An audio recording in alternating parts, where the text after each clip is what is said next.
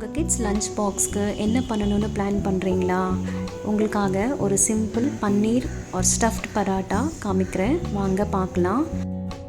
ஒரு வெங்காயம் அப்புறமா ஒரு தக்காளி இந்த மாதிரி ஃபைனாக சாப் பண்ணி வச்சுக்கோங்க. எண்ணெய் சூடான உடனே இந்த வெங்காயம் தக்காளி இதில் போட்டுட்டு ஒரு 2 நிமிஷம் இந்த மாதிரி வதக்கிக்கோங்க.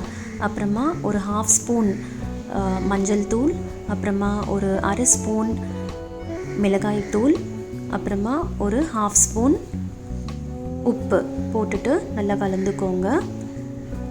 ஒரு 2 நிமிஷம் இந்த மாதிரி கலந்துட்டதுக்கப்புறமா நல்லா துருவி வச்ச பன்னீர் ஒரு 200 கிராம்ஸ் இதில் போட்டுட்டு நல்லா மிக்ஸ் பண்ணிக்கணும். கொஞ்சமாக தண்ணி விடும், அந்த தண்ணி எல்லாம் கம்ப்ளீட்டாக ட்ரை ஆகிற வரைக்கும் இந்த மாதிரி கலந்துக்கோங்க. தண்ணி ட்ரை ஆகிற ஸ்டேஜில் ஒரு ஸ்பூன் ஆரிகானோ ஆட் பண்ணணும். ஆட் பண்ணிவிட்டு ஒரு வாட்டி கலந்துட்டு உடனே உங்ககிட்ட பீட்சா பாஸ்தா சாஸ் இல்லாட்டி டொமேட்டோ சாஸ் எந்த சாஸ் இருந்தாலும் ஒரு 2 ஸ்பூன் போட்டுக்கோங்க. சாஸ் இல்லாட்டி ஸ்கிப் பண்ணிக்கலாம், இது ஜஸ்ட் ஆப்ஷனல் தான்.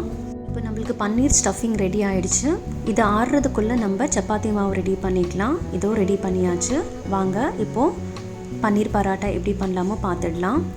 சப்பாத்தி லேசாக ரோல் பண்ணிவிட்டு இந்த மாதிரி ஸ்டஃபிங் சென்டராக வச்சுட்டு மோமோஸ்க்கு நம்ம மடிக்கிற மாதிரி அந்த மாவை மடிச்சுட்டு லேசாக 2 பக்கமும் இந்த மாதிரி கையில் ஜஸ்ட் ப்ரெஸ் பண்ணிவிட்டு அப்புறமா சப்பாத்தி ரோல் பண்ணுற மாதிரி ரோல் பண்ணிக்கிட்டா இந்த மாதிரி ரெடி ஆகிடும்.